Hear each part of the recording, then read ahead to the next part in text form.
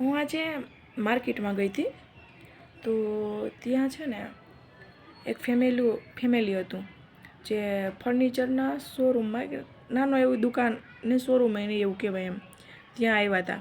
તો એમાં સાથે છે ને એના એક છોકરીના મેરેજ હતા.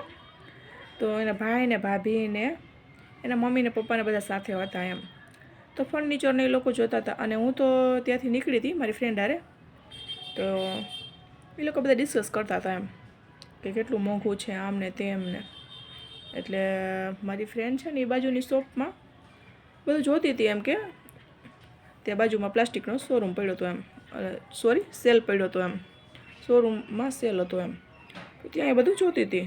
મેં કીધું મારે તો કંઈ લેવું નથી, હું તો અહીંયા ઊભી છું એમ. મારા નાનો બાબો છે ને એને લઈને અંદર શું મેં કીધું ખોટી ટ્રાફિકમાં અંદર ઓલું કરવું એમ. તો ત્યાં બેઠી તો એ લોકો બહાર નીકળીને બધા ડિસ્કસ કરતા હતા કે કેટલું મોંઘું છે આમ ને તેમ ને. તો ત્યાં છોકરાની વહુ હતી ને એ બિચારી બોલી એ કે ભલે ને જે હોય તે લેવું તો પડે ને, એ કે નકર બેનને સાંભળવું પડશે એ કે એવી રીતે બોલી. એટલે હું તો જોતી રહી ગઈ, મેં તું કેમ આમ કહેતી હશે બિચારી.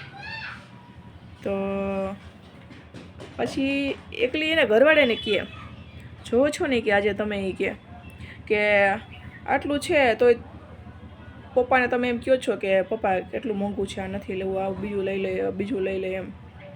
તો લેવું પડે તો એમાં તો ન હાલે ને કે મારા બાપે કે એટલું તમને દીધું તોય તમે એમ કહેતા હતા કે તારા બાપે તને શું દીધું એમ. મારા બાપ તો એક નબળો હતો, ગરીબ હતો, એનું માન કરી શકતા હતા, તોય મારા બાપે એટલું દીધું. તો હું સાંભળું છું ને કે તારા બાપે શું દીધું.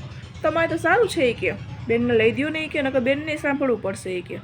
તો એ કે તમારી દીકરીને સાંભળવું પડે, તમારી દીકરીને એમ કહે કે તારા બાપે શું લીધું ત્યારે તમારે શું એ કે તમારી ઇજ્જત રહેશે એ કે. આજે હું સાંભળું છું ને શું કામ, કેમ કે મારો બાપ નબળો છે, ગરીબ બાપની દીકરી છું, મને ઇજ્જત છે મારા બાપની, એટલે હું કંઈ બોલતી નથી. એટલે છે ને આજે દીકરીનો બાપ લેવા જાય ને ત્યારે ખબર પડે કે શું છે આ બધી એમ. આ વસ્તુ વહુને સમજવાની છે એમ કે વહુ જ્યારે પરણીને આવે ને ત્યારે એમ ન કહેવાય કે તારા બાપે શું દીધું કે શું છે એમ, કેમ કે એ પણ કોકની દીકરી જ છે એમ. મને થોડું કોઈ એક આમ જાડુ વરણ જેવું લાગ્યું, ખબર નહીં કેવા હોય એ લોકો, તો પણ બધાને જનરલી એક વિચારવા જેવું છે કે વહુ છે ને એ પણ કોકની દીકરી જ છે એમ. કોઈ દિવસ એમ ન કહેવું.